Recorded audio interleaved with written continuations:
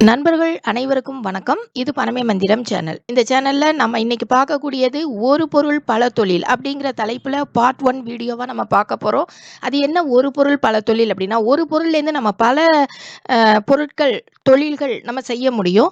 அந்த மாதிரி செய்யும்போது நம்ம ஒரு விற்பனைக்கு கொண்டு போறோம், ஒரு பேக்கெட் பண்ணி கொண்டு போறோம் அப்படின்னாக்கா, அதுக்கான மெத்தட்ஸ்ன்னு இருக்கு. அந்த மெத்தட்ஸ் இல்லாம நம்ம வீட்டில் செய்கிற மாதிரியே செஞ்சு நம்ம பேக்கெட் பண்ணோம் அப்படின்னா அந்த அளவுக்கு அதை சேல்ஸ் பண்ண முடியாது. அப்போ அதை எப்படி ப்ராப்பராக நம்ம செஞ்சு அதை பேக்கெட் பண்ண முடியும், ரொம்ப நாளுக்கு அதை கெட்டு போகாமல் வைக்க முடியும் அப்படிங்கிறத நம்ம இந்த வீடியோவில் பார்க்க போகிறோம். இந்த தொழில் மூலமாக நீங்கள் ஒரு நாளைக்கு ஒரு 5000 இல்லை, ஒரு 7000 இல்லை, அந்த அளவுக்குலாம் நீங்கள் என்ன பண்ண முடியும், ஏர்ன் பண்ண முடியும். அந்த அளவுக்கு ஒரு சூப்பரான பிஸ்னஸ் தான் இது. வீடியோவை ஸ்கிப் பண்ணாமல் எண்ட் வரைக்கும் பாருங்கள். அப்போ தான் இந்த தொழிலை பற்றிய டீட்டெயில் உங்களுக்கு ஃபுல்லாகவே கிடைக்கும். அதே நேரத்தில் இது வரைக்கும் நீங்கள் சப்ஸ்கிரைப் பண்ணலைன்னா மறக்காமல் சப்ஸ்கிரைப் பண்ணி பெல் பட்டனை கிளிக் பண்ணிக்கோங்க. வாங்க வீடியோக்குள்ளே போகலாம். நம்ம இன்னைக்கு எடுத்துக்கக்கூடிய பொருள் பார்த்தீங்கன்னா, தேங்காயை நம்ம எடுத்துக்கிறோம். தேங்காயிலேருந்து தேங்காய் சிப்ஸ் தயாரிக்கலாம். சாதாரணமாக உருளைக்கிழங்குலேருந்தோ இல்லை வாழைக்காயிலேருந்தோ நம்ம தயாரிக்கிற சிப்ஸை விட இந்த தேங்காயிலேருந்து தயாரிக்கக்கூடிய சிப்ஸு அதிக ஊட்டச்சத்துக்கள் நிறைந்தது. அதே நேரத்தில் நல்ல வாசனையாகவும் சுவையாகவும் இருக்கக்கூடிய சிப்ஸு. அப்போ விலை அப்படின்னு பார்த்தாலும் நீங்கள் இது ஒரு 100 கிராம் அப்படிங்கிறதே உங்களுக்கு ஒரு ₹175 அளவுக்கு விற்கிது. அதுவே 1 கிலோன்னு பார்த்தீங்கன்னா அப்போ என்ன ஆகுது பாருங்கள், ₹1750 நீங்கள் 1 கிலோ நீங்கள் கோகனட் சிப்ஸ் சேல் பண்ண முடியும். அப்போ இந்த அளவுக்கு லாபம் கிடைக்குது அப்படின்னா அதுக்கு என்ன தேங்காய் வேணும் அப்படின்னு சொல்லி பார்த்தீங்கன்னா, நார்மலாக தேங்காய்கள் நம்ம நல்ல ஓரளவுக்கு முத்தின தேங்காய்களாக நம்ம எடுத்துக்கிறோம். சாதாரணமாக இந்த தேங்காய்களோட நம்ம மூலப்பொருள் என்னென்ன அப்படின்னு சொல்லி பார்த்தீங்கன்னா, மெயினானது தேங்காய் மட்டுமே. அதுக்கப்புறம் பார்த்தீங்கன்னாக்கா சுகர் கொஞ்சம் எடுத்துக்கிறோம், அப்புறம் உப்பு, அதுக்கப்புறம் வெனிலா எசன்ஸ். இவ்வளோ தான் நமக்கு தேவையான ரா மெட்டீரியல் ரொம்ப ரொம்ப கம்மி. இப்போ இந்த தேங்காய்களை நம்ம கரெக்டாக வாங்கிக்கிறோம். நீங்கள் வாங்கும்போது ஹோல்சேலாக வாங்கிக்கோங்க. வாங்கின தேங்காய்களை மேலே இருக்கிற மட்டையை உரிக்கிறோம். மட்டையை உரிச்சிட்டு அதுக்கப்புறம் அதில் இருக்கக்கூடிய ஓடை நீக்கிறோம். நீக்கிட்டு அந்த உள்ளே அந்த தேங்காய் மேலே ஒரு பிளாக்காக ஒரு போர்ஷன் இருக்கும் இல்லையா, அதை சுத்தமாக நீங்கள் க்ளீன் பண்ணி எடுக்கணும். எடுத்தால் தான் தேங்காய் சிப்ஸ் உங்களுக்கு பார்க்குறதுக்கு நல்லா ஒயிட் கலரில் நல்லா இருக்கும். வீடுகளில் தயாரிக்கிற மெத்தட் பார்த்திங்கன்னா ஆயிலில் ஃப்ரை பண்ணுவாங்க. ஆனால் நம்ம பேக்கிங் பண்ணும்போது ஆயிலில் ஃப்ரை பண்ணணும்னு அவசியம் இல்லை.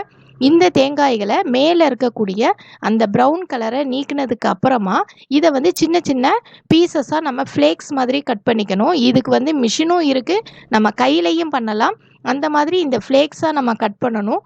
கட் பண்ணதுக்கு அப்புறம் பார்த்தீங்கன்னாக்கா அதை சுடு தண்ணியில் நம்ம என்ன செய்யணும், போடணும். சுடு தண்ணியில் கொஞ்சம் நேரம் போட்டு அதுக்கப்புறம் நம்ம அதை பிழிஞ்சு எடுத்துக்கணும். எடுத்ததுக்கப்புறம் நாம் இந்த தேங்காயில் எப்பயுமே கொஞ்சம் தண்ணி சத்து இருக்கும் இல்லையா, இந்த சுகர் சிரப் தயார் பண்ணி அந்த சுகரை அதில் ஏற்றணும். அதுதான் இந்த இடத்துல ரொம்ப முக்கியமான விஷயம்.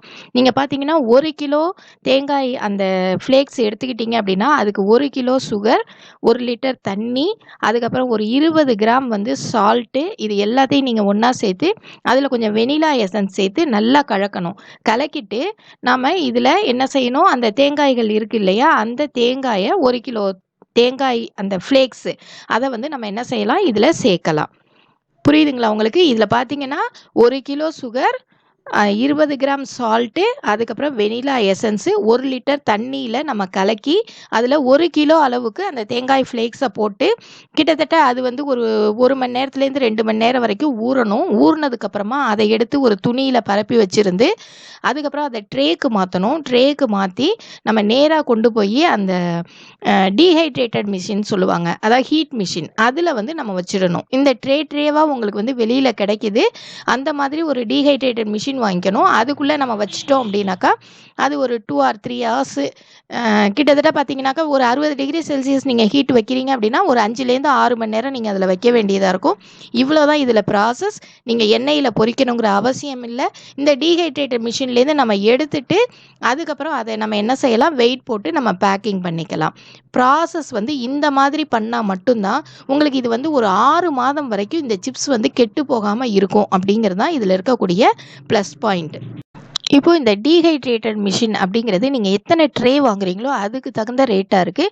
ட்ரே பார்த்தீங்கன்னா 32, 64 அப்படின்னு சொல்லி போய்கிட்டே இருக்கும். இதில் 50,000லேருந்து உங்களுக்கு 3 லட்ச ரூபா வரைக்கும் மிஷின் இருக்குது. நீங்கள் எவ்வளோ வேணுமோ வாங்கிக்கலாம். ஸ்டார்டிங் ஸ்டேஜில் ஒரு 50,000க்கு நீங்கள் வாங்கினீங்கன்னா போதும்.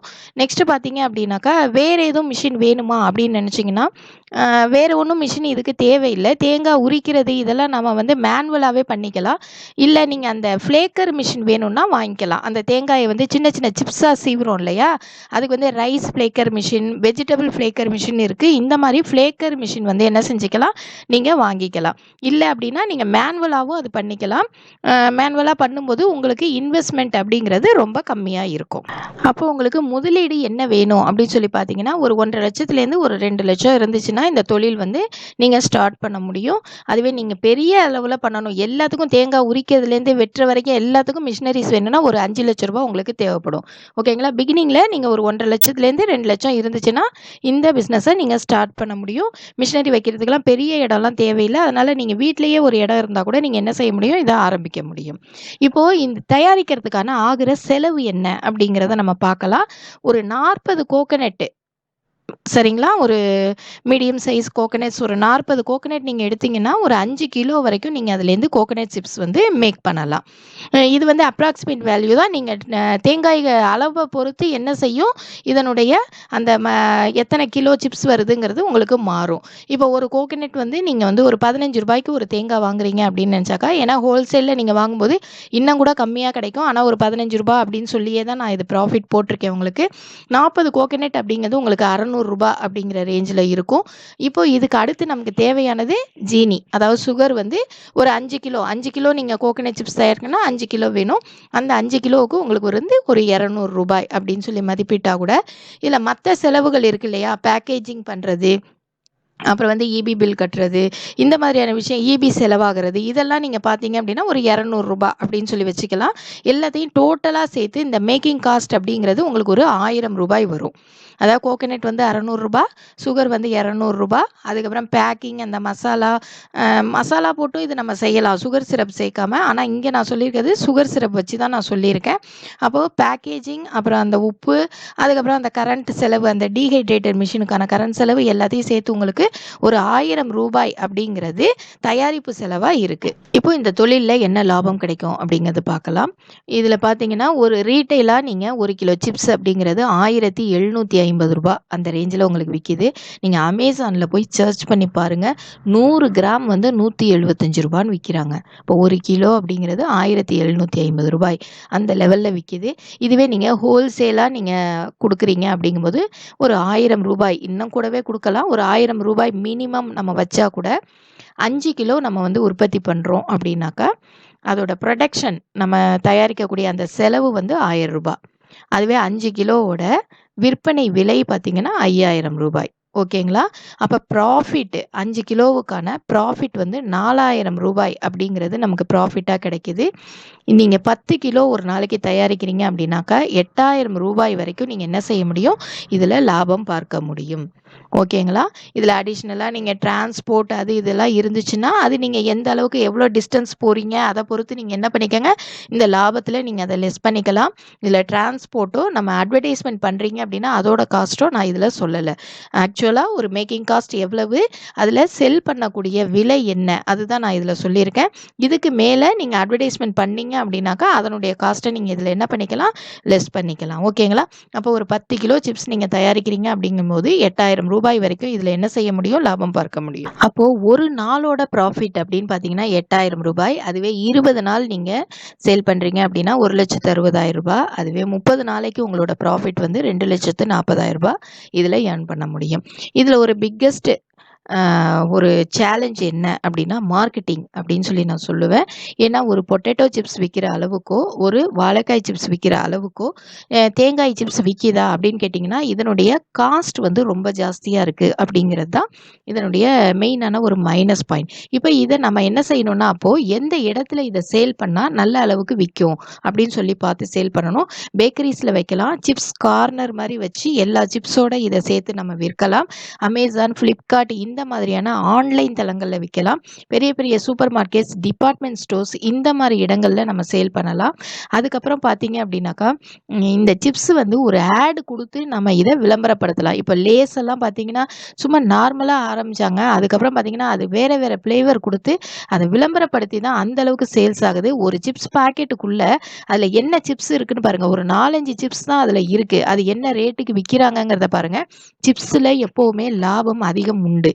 அதை வந்து நம்ம எப்படி தயாரிக்கிறோம், அதை எப்படி வந்து எவ்வளோ அழகாக அதை பேக்கிங் பண்ணுறோம், அந்த அளவுக்கு எந்த அளவுக்கு அதை மார்க்கெட்டிங் பண்ணுறோம், இதை பொறுத்து தான் அந்த சிப்ஸோட விற்பனை அப்படிங்கிறது இருக்குது. மற்ற சிப்ஸை விட ஆரோக்கியமானதும் நல்ல சுவையானதும் தரமானதுமா இந்த தேங்காய் சிப்ஸ் அப்படிங்கிறது இருக்குது அப்படிங்கிறதுல உங்களுக்கு எந்த சந்தேகமும் தேவையில்லை.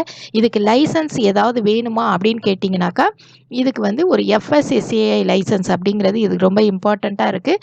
அந்த லைசன்ஸ் மட்டும் நீங்கள் வாங்கிக்கிட்டால் போதும். நீங்கள் அமேசான், ஃப்ளிப்கார்ட் இந்த மாதிரி இ-காமர்ஸ் சைட்டில் நீங்கள் ப்ளேஸ் பண்ண போகிறீங்க இந்த ப்ராடக்டை அப்படின்னு நீங்கள் நினச்சிங்க அப்படின்னாக்கா, ஒரு ஜிஎஸ்டி ரிஜிஸ்ட்ரேஷன் உங்களுக்கு கட்டாயமாக தேவைப்படும். இது ரெண்டும் நீங்கள் பண்ணிங்கன்னா போதும். இப்போ இதெல்லாம் கொண்டு போய் நீங்கள் அமேசானில் நீங்கள் ப்ளேஸ் பண்ணுறீங்கன்னா, ஒரு 15% நீங்கள் அமேசானுக்கு போனால் கூட, ஏன்னா லாபத்தில் ஒரு 50% அவங்களுக்கு நம்ம கொடுக்குற மாதிரி இருக்கும். அந்த 15% உங்களுக்கு போனால் கூட இதில் உங்களுக்கு நிறையவே லாபம் இருக்குது. அப்போ இ-காமர்ஸ் சைட்டில் நம்ம தைரியமாக என்ன செய்ய முடியும், இதை ப்ளேஸ் பண்ண முடியும். ஓகேங்களா? இந்த வீடியோ நான் தெளிவாகவே சொல்லியிருக்கேன் அப்படின்னு சொல்லி நினைக்கிறீங்க. உங்களோட கமெண்ட்ஸை வந்து நீங்கள் கமெண்ட் செக்ஷனில் ஷேர் பண்ணுங்கள். இந்த வீடியோ உங்களுக்கு பிடிச்சிருந்தா லைக் பண்ணுங்கள், ஷேர் பண்ணுங்கள், மறக்காமல் சப்ஸ்கிரைப் பண்ணுங்கள். தேங்க்ஸ் ஃபார் வாட்சிங்.